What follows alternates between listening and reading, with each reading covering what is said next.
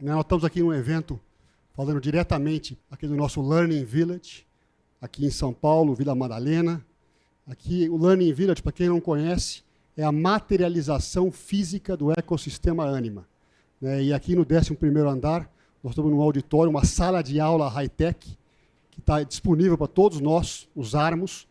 E eu, como um eterno otimista, eu nunca vi o Learning Village aqui, esse espaço tão lindo, tão maravilhoso, como ele está hoje. Então, uma roda viva, um modelo que nos inspira para cada vez mais usarmos essas ferramentas tecnológicas, sempre em benefício aí da melhor aprendizagem do ecossistema Anima. O simpósio ele é um rito de passagem para nós. Ele sempre inaugura um novo semestre. E como tudo que é novo, bom ano, um novo semestre letivo, ele vem carregado de esperança.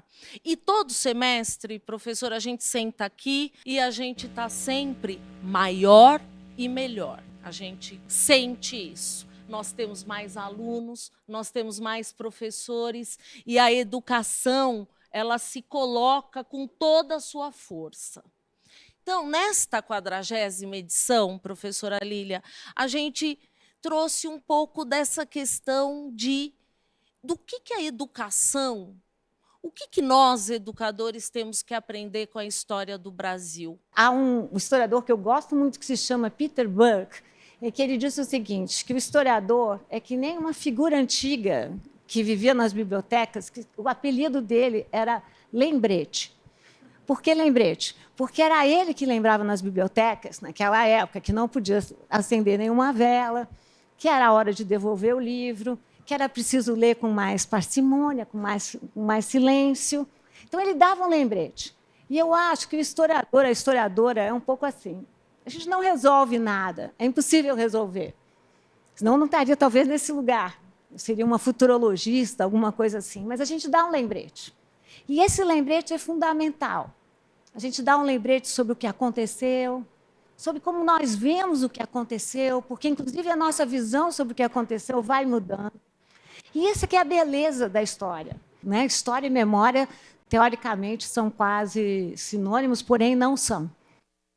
O historiador, muitas vezes, não confia na memória, porque a acha muito subjetiva, e o memorialista não confia na racionalidade da história. Então, são categorias de entendimento do tempo que, na minha opinião, precisam ser cruzadas, para que a gente possa construir uma história onde caiba a contradição, onde caiba a subjetividade, onde caiba o ruído. Para quem é do direito, ler As Barbas do Imperador foi assim, uma descoberta muito grande, porque a gente precisa e deve conhecer muito a história, até para entender onde a gente chega com as nossas constituições, até chegar na Constituição Cidadã, como é chamada, enfim. O que eu gostei muito no livro, eu acho que uma reflexão muito grande, foi que você não aborda só a questão do Pedro II, que é muito importante para a gente, mas também a questão da população, dos costumes, o que a gente podia levar em relação a isso. E me destaca até a situação dele ser, na minha visão, um ambientalista, uma pessoa que tinha uma vontade muito grande de conhecer tudo. De certa forma, acho que um marqueteiro, acho que os monarcas foram assim, iniciaram essa ideia de ser um marqueteiro, isso me chamou muita atenção também. E ele foi muito popular. A memória que foi construída em torno de Pedro II. Dom Pedro II, que era um monarca, eu não vou negar, ilustrado, falava línguas, viajava, se preocupava com a ecologia, sim, você tem toda a razão. Tardou demais. E essa sempre foi, a escravidão é a grande contradição da nossa história. Eu sempre digo que quando sobra contradição, faltam palavras. A gente não pode esquecer que o Império cai 1 ano e meio após a abolição da escravidão. Ou seja, o Brasil foi o último país a abolir a escravidão mercantil. Eu destaco a ideia de mercantil, porque ainda temos outras formas de escravidão vigentes no Brasil, infelizmente. O Brasil foi o último, depois dos Estados Unidos, Cuba e Porto Rico. Que dos 12 milhões de africanos e africanas que foram roubados do seu continente, 10 milhões apenas chegaram com vida, uma taxa de perecimento tremenda. Desses 10 milhões, 4,8 tiveram como destino o Brasil. O Brasil, portanto, não foi só o último país a abolir a escravidão, como recebeu quase a metade da mão de obra escravizada que saiu da África, das várias Áfricas, em direção às Américas, às várias Américas. Esse era, como dizia Alberto da Costa e Silva, um rio chamado Atlântico, porque circularam corpos, mas circularam tecnologias, saberes, filosofias. Pois bem, o Brasil também foi um país que teve mão de obra escravizada de norte a sul, das Cachoeiras Bravas do norte do país à ponta do Rio Grande do Sul. E o Brasil naturalizou perversamente a escravidão. Escravos podiam ser alugados, penhorados, segurados, vendidos, mortos, torturados. E isso aos olhos de todos. E nós tivemos, por isso que custou tão caro, a lei mais curta do Brasil foi a Lei de Maio de 1888. Não há mais escravos no Brasil, ponto. Na época, existiam projetos de reparação. Isso que as pessoas não discutem. Já existiam projetos de inserção. Nada disso foi feito. Por isso eu digo que o dia 13 de maio foi o dia mais longo da nossa história. Começou em 88 e ainda não acabou.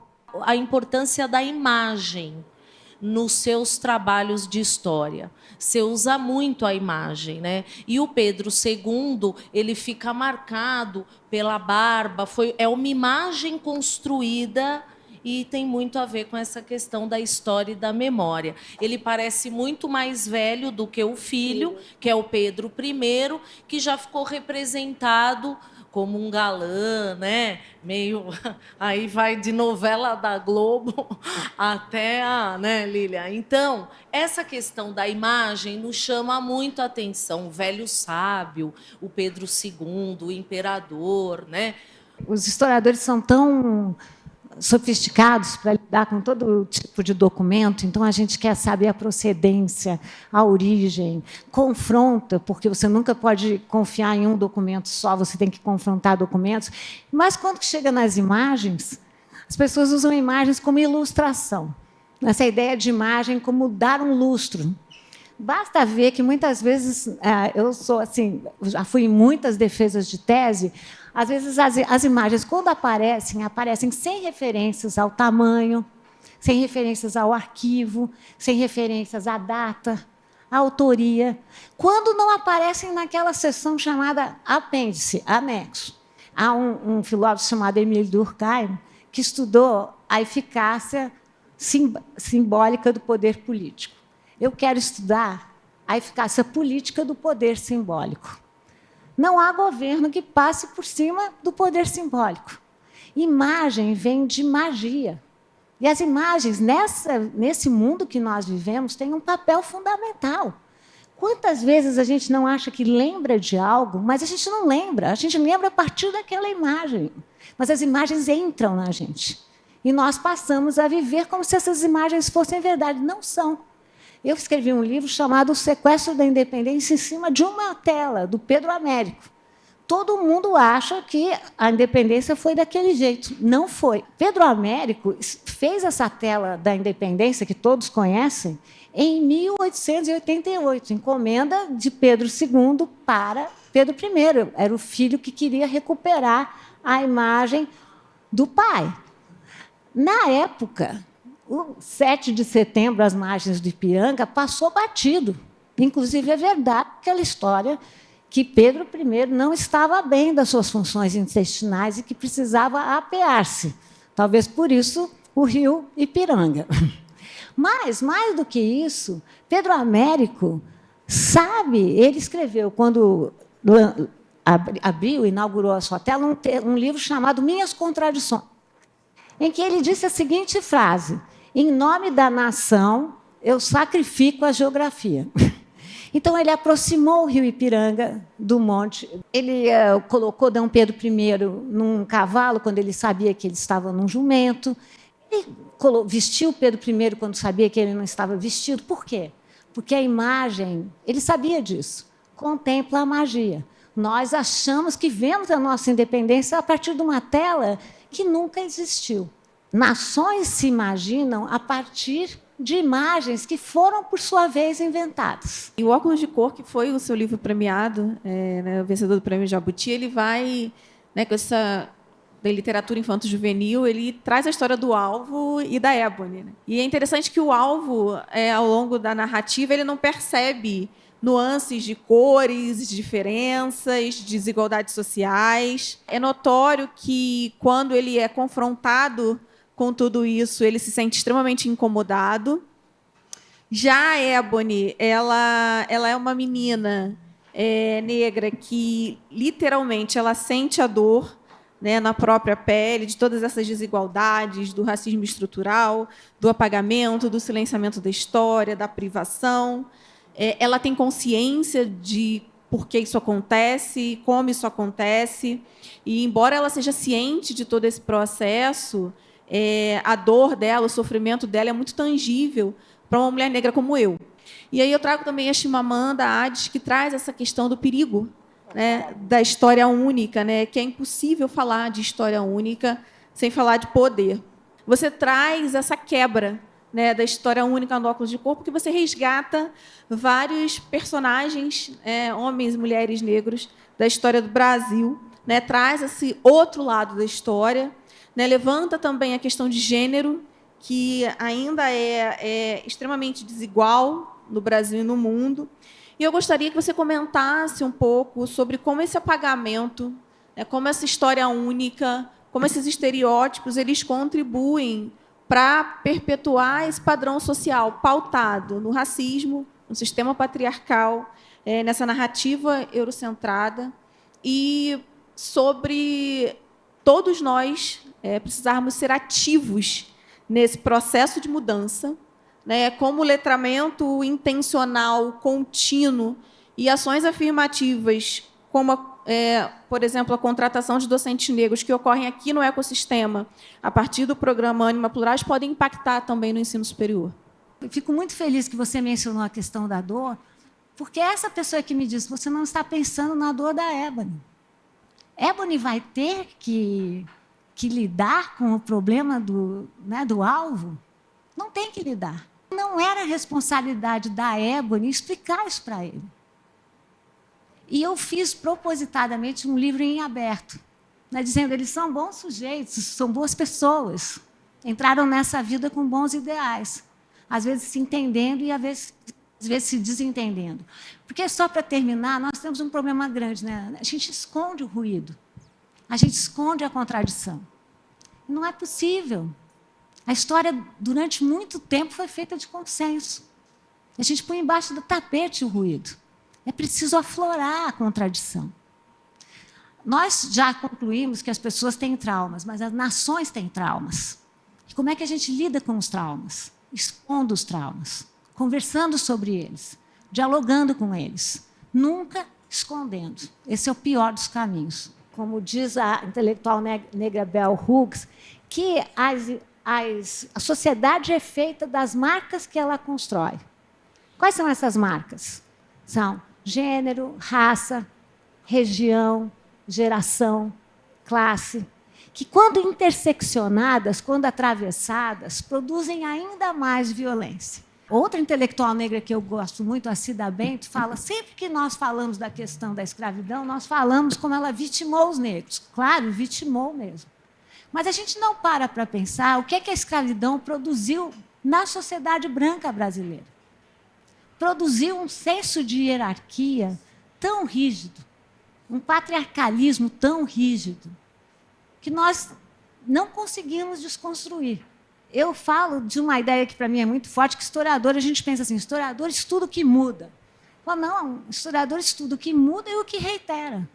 E o que reitera? É a questão racial, é a questão de gênero. E como é que a gente lida com essas recorrências? Enfrentando as recorrências. E você vai nos ajudando a pensar sobre a naturalização das narrativas. Então, a gente olha para o Brasil, Deus é brasileiro, a gente naturaliza a desigualdade, a gente diz que não há um preconceito, que não há um racismo estrutural, naturaliza a intolerância social e não consegue olhar para esse legado de 3 séculos de um sistema escravocrata e como isso não nos traz uma democracia racial, né? Isso nos traz uma profunda desigualdade social, entranhada no cotidiano do nosso país, em todas as nossas atividades.